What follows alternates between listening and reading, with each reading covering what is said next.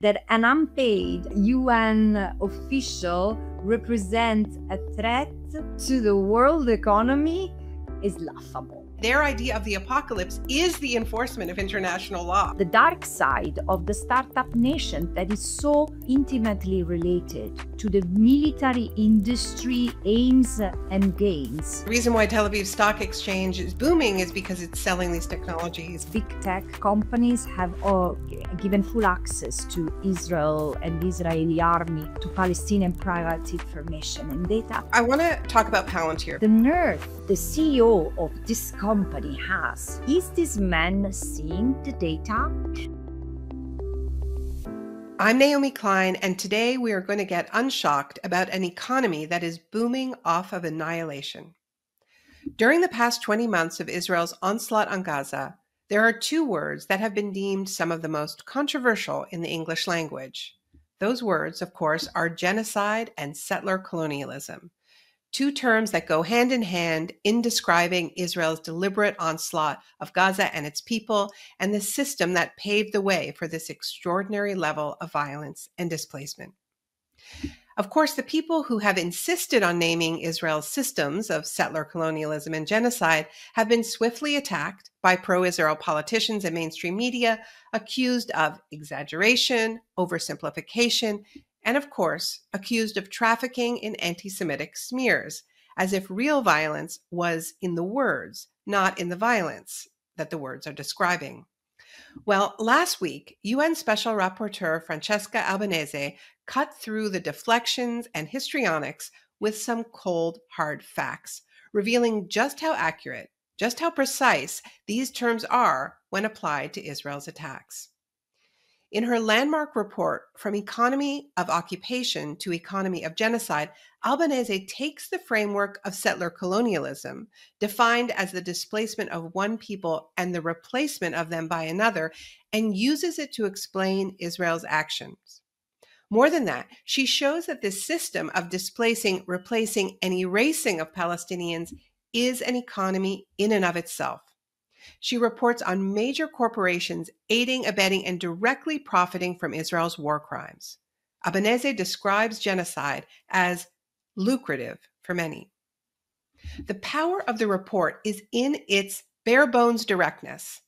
Like the lawyer she is, Albanese comes with facts and figures, names, numbers, and addresses. Now, she's clear that this is not about a list, it's about a system. That said, the report does name almost 50 complicit corporations, and it goes in depth, explaining how these businesses help uphold Israel's ultimate goal of expelling Palestinians from their land and replacing them with Jewish Israelis. Francesca Albanese is one of the world's most respected legal scholars and has been the UN Special Rapporteur on Human Rights for the occupied territories since 2022. She has been an outspoken critic of Israel's genocide on Gaza, and she joins me now. Welcome to Unshocked, Francesca. Thank you so much for having me. It's such an honor. Well, you are a hero to so many Zeteo subscribers, viewers, listeners. You are most welcome here. So a central part of your findings in this report goes back to Israel's history as a quote-unquote startup nation, a tech superpower. And of course, this is very entangled with 9/11 in the United States and the real explosion of the security state. So you mentioned a lot of other industries besides tech in your report, and we're going to get into those like finance and tourism. But the tech part of Israel's economy seems to me really central to why Tel Aviv Stock Exchange has boomed, even as large parts of Israel's economy have been in free fall since October 7th. So I want to start with the idea of the startup nation, what it means, and what you mean when you talk about the dark side of startup nation. Why is it so important to the economy of genocide? Absolutely. So first of all, I wanna explain that this investigation the investigation that was led to the report from economy of occupation to economy of genocide was prompted by the fact that I've realized over time that private interests, like companies, businesses, were entangled with the occupation, but I had no idea of what I would delve into when I started. And indeed, by mapping all the actors, all the entities that were I received information about, and then I started to investigate, I realized that there was a mosaic that needed to be completed like a puzzle and given to the public. Liking this video? Then don't just watch, hit like, share and subscribe, and tap the bell so you never miss a video or live show. But if you want early access to exclusive content, then you have to head to zeteo.com and subscribe now. You'll be supporting fearless, independent journalism. So there is a system that over time Israel has put in place, which is made of using what is out there, including businesses, to advance a logic or a twofold logic of displacement and replacement. And while there are certain sectors like the military sector, which is intuitively more, naturally, organically related to Israel's occupation, the tech one is not. And the tech one is what has thrived throughout the past 30, 40 years in particular. So while reading Anthony Lowenstein, for example, the Palestine Laboratory, I had this epiphany. I did understand what he means when he says the military system is the backbone of the Israeli state and the Israeli economy. Yeah, but this has changed. Today, the technology is part of that system, and Israel has used the Palestinians to experiment, literally to experiment technologies from military surveillance to the agribusiness industry that then has marketed and sold. And this explains why in the past 20 months, while Israel transitioned from an economy of occupation to an economy of genocide, meaning profiting from what he was doing in Gaza, but also in the rest of the West Bank, military companies, but the tech companies have been profiteering from what Israel was doing. And this is why I say this is in and of itself the dark side of the startup nation that is so embedded, so intimately related to the military industry aims and gains that Israel pursues. So you write in the report that that Israel's, this is the quote, forever occupation has become the ideal testing ground for arms manufacturers and big tech, providing significant supply and demand, little oversight, and zero accountability. So I want to go deeper into this idea of treating Palestine as a laboratory, as you said, particularly when it comes to this integration of artificial intelligence and warfare, which we're told again and again is the future of warfare. What does this actually mean on the ground, and how important do you think it is to these huge tech companies that you're naming in the report? Yeah. Look, over time, we have realized that technology, and especially artificial intelligence, was becoming critical and necessary to the repression of suppression of Palestinian freedoms and their repression. Think, for example, of what Amnesty International years ago revealed as an automated apartheid, meaning an apartheid regime made of physical closures and automated checkpoints, collection of biometrics that could be stored in systems that would be accessible both to soldiers and settlers through the Blue Wolf, White Wolf, and Red Wolf system, which is basically a way to spy on the Palestinian 24 out of 7, that has been tested on them, used as a repression tool, and then sold, marketed. I mean, not necessarily as Blue Wolf, but as it has generated a number of spying programs. And so we already had an idea of that. Now, this system that has allowed to follow Palestinians wherever they are, both in the West Bank and in the Gaza Strip, through their phones, through their access to Meta platforms, for example, or even when they use their credit cards, because all data were gathered in the same place. Has been used ordinarily also as a way to pressure Palestinians, to turn them into collaborators, for example. But since October 2023, as a way to track them and then to target them. This is the thing is that both technology has been offered or has offered itself to Israel to really read without any restraints, any private data of the Palestinians. Big tech companies have given full access to Israel and the Israeli army, to Palestinian private information and data.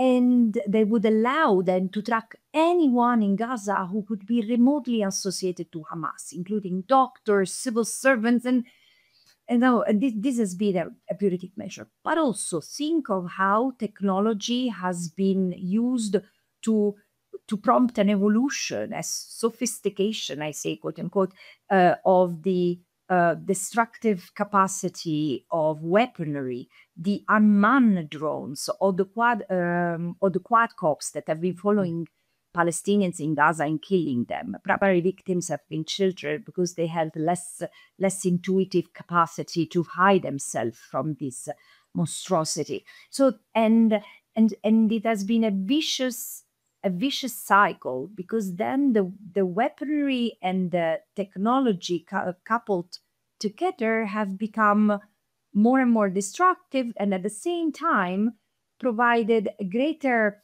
opportunity to be used so as to detach the decision maker, the soldier or the commander or the general taking the decision from the responsibility of committing a given act, because this is what unmanned technology is for. Right. And this whole cloud of big data, so you can't necessarily pinpoint which technology is contributing, because they're all contributing. Listening to you, Francesca, I'm struck. I remember, I'm old enough to remember when it was a moral crisis for tech companies to be doing business in China, because China might use an AOL account or a Yahoo account to find a dissident and arrest them.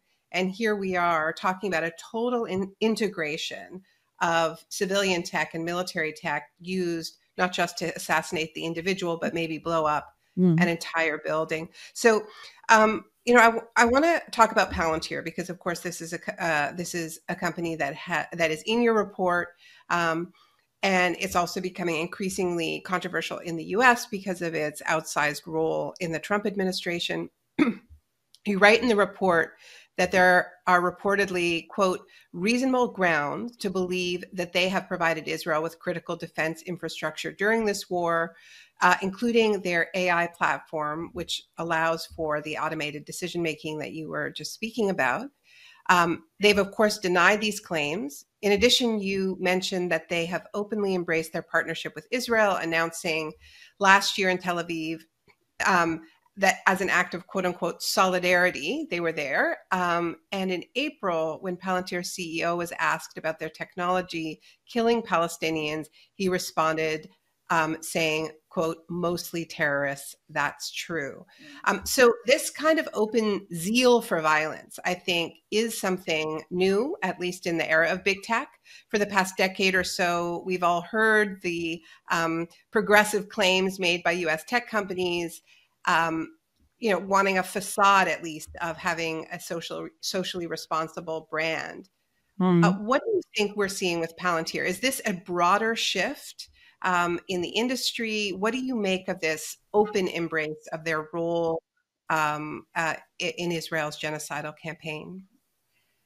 Look, it's so interesting to have this discussion with you, because I think that we are in the post-shock doctrine era. You have called the capacity of changing, provoking sudden changes through the need to respond to an emergency. So having or seeking to have the political gains and produce certain changes in order to convince everyone that you're pursuing something else that is legitimate. So what we are seeing now is that, yeah, we have lost all sense of limits and moral compass, in the sense that while privacy and a principle of precaution in both political and military action have both gone down the drain, no one cares anymore. Therefore, everything, so the Palantir has gone hand in hand with the Israel's license logic that the end justified all means. Israel has been relentlessly repeating, we need to destroy Hamas, we need to eradicate Hamas, whatever Hamas was, because clearly the political leadership has been eradicated. And still, because what they are really targeting is is Palestinian resistance, and we understand it when it shifted the focus from self-defense to self-determination. They are trying to suppress whatever the Palestinians represent now in the Gaza Strip, but in Palestine in general.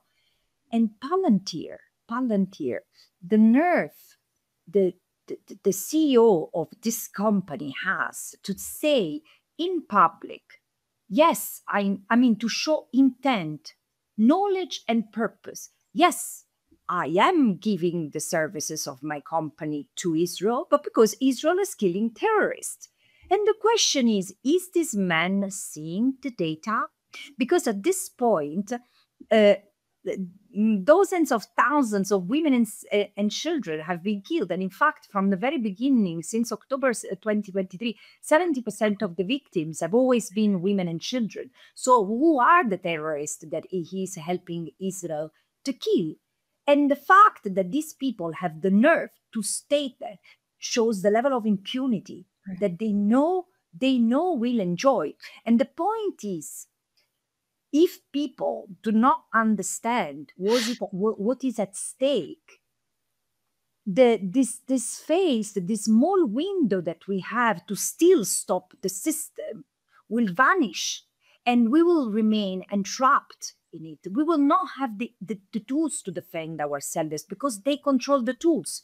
That what we have seen with the arrival of with the beginning of Trump's administration, is that now there is an open concentration and lavish concentration of power in terms of control of weapons, control of algorithms, and control of wealth.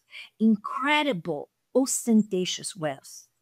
All the others who do not have access to it would better wake up, get out of the light struck sort of posture and realize what they have to do. We cannot sit idle while all this happens. And the Palestinians, yes, they offer a test today, but also a test for us to see what's going to happen because Palantir is continuing to sell its services to Western governments and others.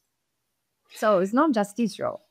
Right. I mean, this is an economy built for export, right? I mean, and the reason why Tel Aviv Stock Exchange is booming is because it's selling these technologies, right, to the world. Now, let me interrupt you on this, just for people to understand what we are talking about, because you don't need to be an economist or a mathematician to understand that there is something deeply wrong or deeply puzzling with a stock exchange that has amassed $220 billion, while the economy the Israeli economy had started to nosedive. And just in the last month, meaning between the end of May and end of June, the gain of the Israeli stock exchange has been of $70 billion. Why? Because Israel has been selling to other countries in the period of the rush to rearming what it has tested militarily and in terms of surveillance services and technology on the Palestinians in Gaza, first and foremost. This is the world in which we live in. Before we move on from Palantir and some of these other companies, one of the things that Alexander Karp, the CEO of Palantir, says is that Palantir is a company built for bad times. That's kind of their tagline. And what I've come to understand is that they think all our times are going to be bad. That they're preparing for a future that really is apocalyptic, and this kind of apocalyptic imaginary has gripped many of the players involved. And you've used the phrase that Gaza is apocalyptic in this moment, and I'm wondering if you're seeing a role of kind of an end times imaginary, whether it's religious or secular, that is powering some of this. I've been wondering, because the use of the term apocalyptic is something that I've realized carries a religious weight. And I wonder if they have not, especially the political forces who pride themselves of a religious identity are not salivating right now while Gaza is being destroyed, because this is what is preparing for the return of the Messiah. I don't know, but I can't believe how is possible on earth that there are human beings, mothers and fathers, who see what's happening to the children of Gaza and not have the urge, the impulse to stop it. So it's thinking that this is like a sacrificial moment where, yes, it's bad, but it is to happen because there is something else that waits for us, a post-apocalyptic scenario. This is how it feels sometimes. And it's shocking, but it's shocking but not surprising, because one who listens to certain politicians like Christian Zionists in Europe, in my own country, I didn't even know that they existed in my own country. But they are, in fact, embedded into institutional politics today. And it cuts across the Western world and goes beyond. Actually, it's also in the global South today. But they keep on talking about God, and in their like if they were really launching a message to the masses, right? Which is scary. And we need to embrace to return to reason and enlightenment, which has both a rational and spiritual component. Otherwise, we will end up in deep, deep darkness. Francesca, I said in the introduction, that's what's really remarkable to me about this report. And I'm going to be teaching it in my graduate seminar next semester, because we in the university, we talk about these terms: settler colonialism, genocide, and what you've done is you have put the specifics, the facts, the figures to the process, the central process of displacement and replacement, right? So what we've been talking about is displacement, both in the form of killing and the form of forced relocation. And a large part of your report is focused on that. But then it turns to replacement, what comes after, the replacing of one people with another. And of course, there are economics attached to that. So I want to talk about what you use the term ungrounding. So first, if you can define it and talk about some of the companies like Caterpillar, Hyundai, who you name, who are part of remaking the very earth, the very ground for the replacing. Yeah. Look, settler colonialism is a term that has made full sense to me as I started to engage with Palestine as from the perspective of the law of self-determination, because in its simplest form, settler colonialism is taking the land and resources of another people while displacing them and replacing them. So normally there's a metropolitan power which pushes out the indigenous, segregates them, and and uses them, exploits them, but it takes first and foremost their land and resources. And without the inch of a doubt, this is what Israel is doing in the occupied Palestinian territory. We don't even need to go and unravel history and what has happened to Palestine since the arrival of Zionism into historical Palestine when it was under British mandate. And the thing is that I saw, and then I explained how the private sector gets hand in hand with it. Caterpillar and Hyundai, for example, have been used to through the excavation, machinery, and other kind of equipments that have allowed.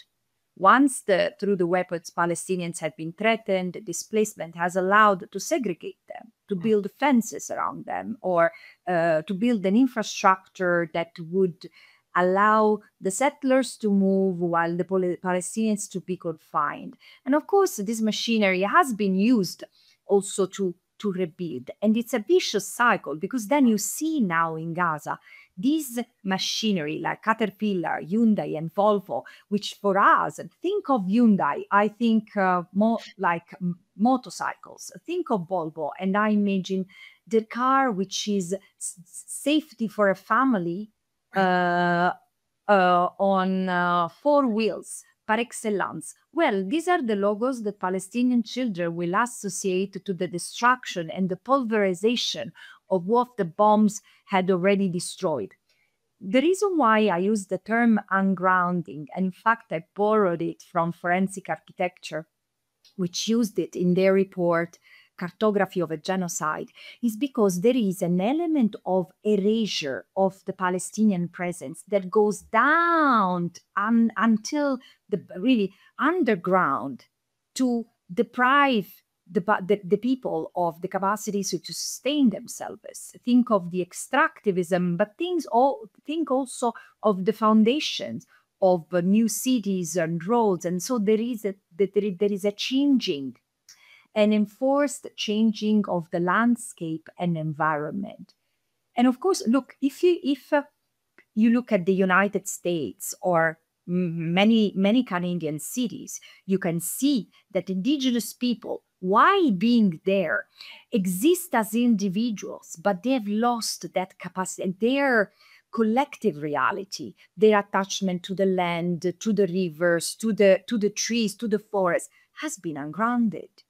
And this is why I think that we need to understand, and through a legal prism, it's possible, that the ultimate victim through a genocide is the right of a people to exist as a people, is the right of self-determination. And to sever that relationship to the land. And it's not only a process of moving people from the land, it's also a process of changing the land itself. Absolutely. And so when we hear, like, I think Zeteo viewers and listeners are familiar with these bulldozers destroying homes and orchards. But I think what I really want to stress is extraordinary about the report and worth reading in full is that it is not just a list of these acts. It puts them inside this infrastructure, Yes. inside the system. Yes. And so we understand the role that each are playing. And just before we move on from this, I one of the most chilling things I've heard in recent months, and we've all heard a lot, was when Donald Trump repeatedly refers to Gaza as a demolition zone when he's talking about why he should turn it into a tourist resort, right? That he says, well, it's a demolition zone, which, this is the language of construction. So I'm just wondering what your observations are about the story he's telling. Absolutely. He knows. I mean, look, in the entire abomination that the political discourse is to sensible and principled human being, we have to recognize to this president to tell the truth. He tell it the way it is. So this is what he has heard, and this is what he repeats. Gaza is not just the site of a genocide. To his ears, it is a demolition zone because Israel and those who are behind Israel have a clear plan. So they're already referring, but this dates back to October 2023. It's in October 2023 that 1 week after the tragic events of October 7 and what followed, I heard Israeli leaders and other commentators referring to the need to move the Palestinians to other secure places where they could have access to water and infrastructure and education and homes. And then I realized that they were already planning the creation of new settlements in Gaza. And this discussion has been completely normalized. So I think that to someone like President Trump, this is totally obvious. It is to happen, and is not someone who wastes time. So he wants to see the results. Let's call it for what it is. And so, Naomi, if you allow me, it's interesting how companies, this is why if there is one takeaway that I'd like Teteo's audience to go away with, is that companies justify themselves and make excuses for themselves by saying, but we are just selling machines to Israel. What do we know about the use? So the question is, the paradox is, so Volvo should be responsible for the possible criminal use that someone makes with this car? No, but here we are not talking of private individuals over whose conduct eventually the state is responsible or as an oversight. Here we are talking of Volvo having a licensee which operates inside a country which commits crimes after crimes, and the occupation is criminal, is a criminal enterprise. So due diligence imposes on Volvo and all other companies not to engage with Israel as long as it maintains an apartheid regime and an economy of occupation, which has now turned genocidal. Before we move on from this replacement economy, I want to talk about some even more familiar names like Airbnb, Booking.com. This is obviously less an issue in Gaza right now than it is in the West Bank, but the report is about both. What role are these types of companies playing in this system that you're charting here? Yeah, so Airbnb, Booking.com, and other tourism platforms advertise nice neighborhood, tranquil neighborhood in the colonies, inside the colonies in the West Bank, including colonies whose residents are active harassers of the Palestinians day and night. So not only the properties they advertise as lovely and nice neighborhoods are on stolen land, on stolen property, but also they are connected to areas that are active settler colonial frontiers where the settler keep on pushing out the Palestinians. And so there are two levels of responsibility for companies like these ones, the online tourist platforms. First of all, Israel is committing crimes in the entirety of the occupied Palestinian territory. So we need to be able to visualize the occupied Palestinian territory as what remains of historical Palestine, inside which Israel was created, even if if this land has been fragmented. But legally, politically, they do constitute one entity, one territorial unity. So what happens in Gaza has an impact on the legal status of Israel inside the occupied West Bank. So even if Airbnb and the others are not engaged in a criminal activity such as the settlements itself, what they're doing in Gaza would be enough to disengage. But all the more they continue to stay engaged in this critical time, and they even try to hide because they have made the accessibility to their adverts more and more difficult, but they're still there. And this is why they can be held accountable judicially, and there are already responsible lawyers and citizens who have taken action against them, because profiting from the income of a criminal activity in a number of jurisdictions is money laundering at the domestic level. but also, there is the possibility of consumers and users themselves. I mean, I used to be a big Airbnb and Booking.com user. For the past 16 months, I've not used it. And now I'm going to discontinue my account. And I encourage others to do the same. Do that for 2-3 months. If this is the most modest thing you do, please do this sacrifice. So in order to help and to show the Palestinians that together we can make sure that forces operating in the market can be more principled and less. I mean, the financial risk needs to come from ethics instead of profits. So, I mean, that's something that when it comes to these consumer-facing companies, that's something that people can do. But I want to stress again, this is your lawyer and you're building a legal case against these companies. You're talking about money laundering. You're talking about very, very serious crimes, and you're outlining exactly all of the statutes that are being violated internationally and pointing to national ones as well. So you have been facing a very severe backlash since this report came out. You've never been very popular in certain circles, of course, very popular in others. But I think things have escalated in a way that can't be disentangled from the fact that you are naming names of some of the most powerful companies in the world. And you are naming consequences. You are saying this is a prosecutable offense. What are you dealing with right now? I mean, we have the U.S. Calling openly for you to be fired. I know you always say it's not about you. We understand that. But talk about how you understand this escalation of the attacks on your role. Yeah. Honestly, I find the fact that an administration, let alone someone in the government, let alone that then is probably the most powerful state in the world, has the nerve to put black on white that an unpaid UN official represents a threat to the world economy is laughable. I mean, let's be honest. What is in my power that represents a threat to the global economy? And so let's unpack it. It's not me.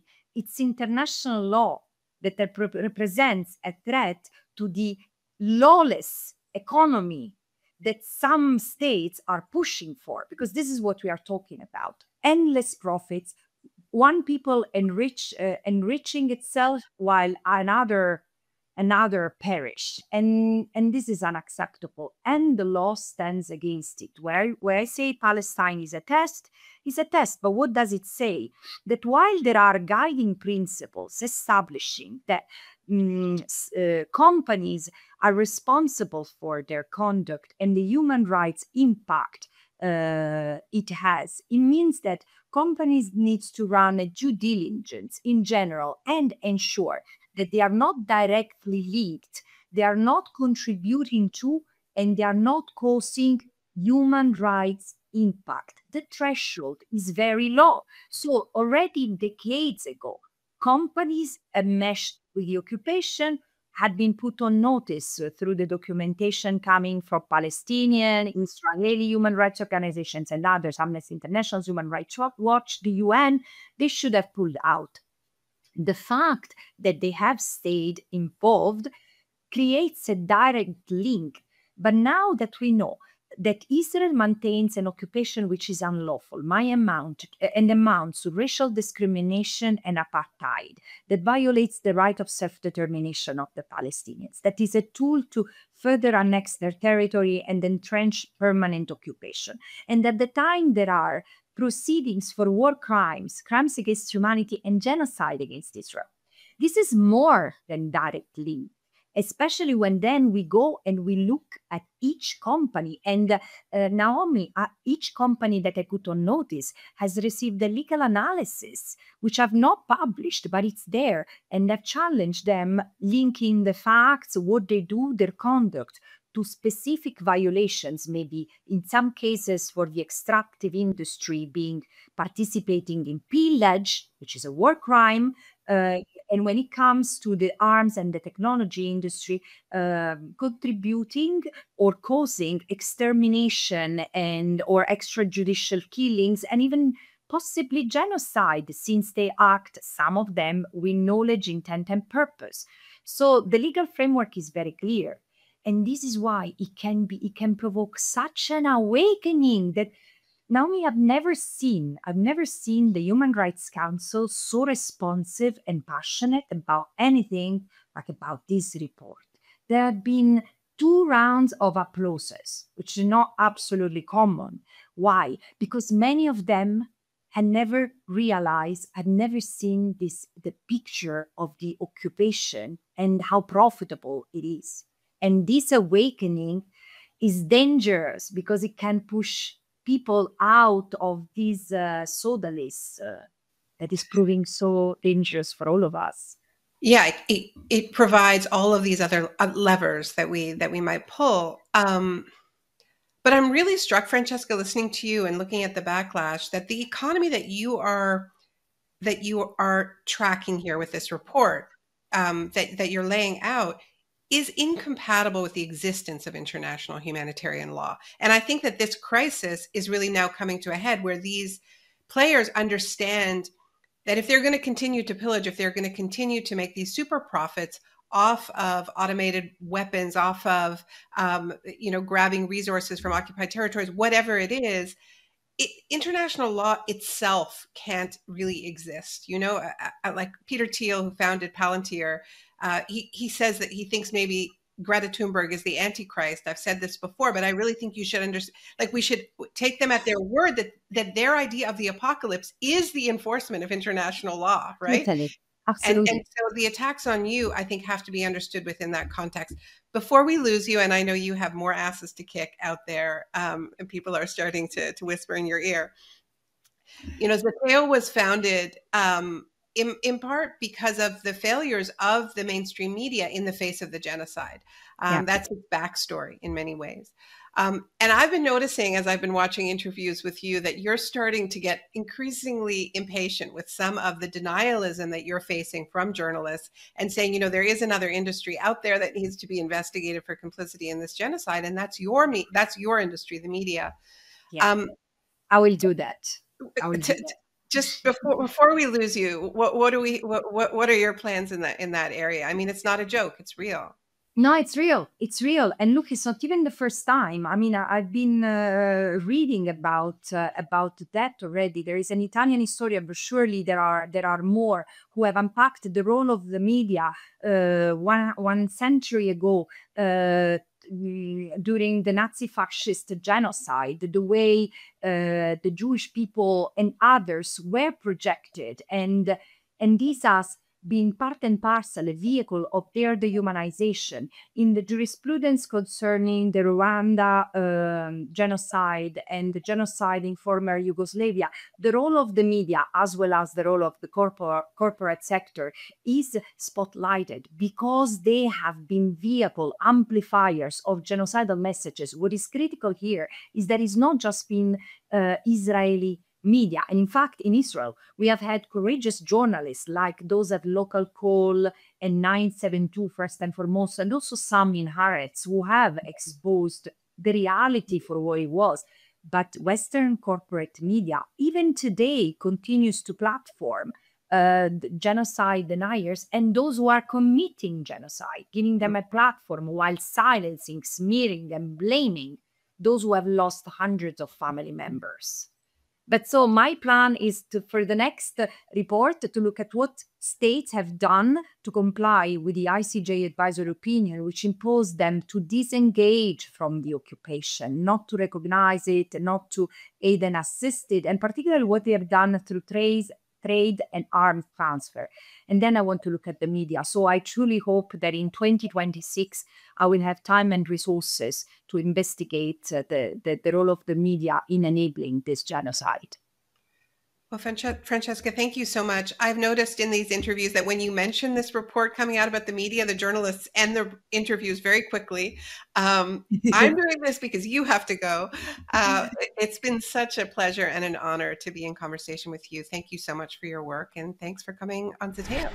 Did you like this video? Don't forget to subscribe to this YouTube channel and turn on notifications. For exclusive content and to support our independent, unfiltered journalism, head over to zeteo.com. Your support matters.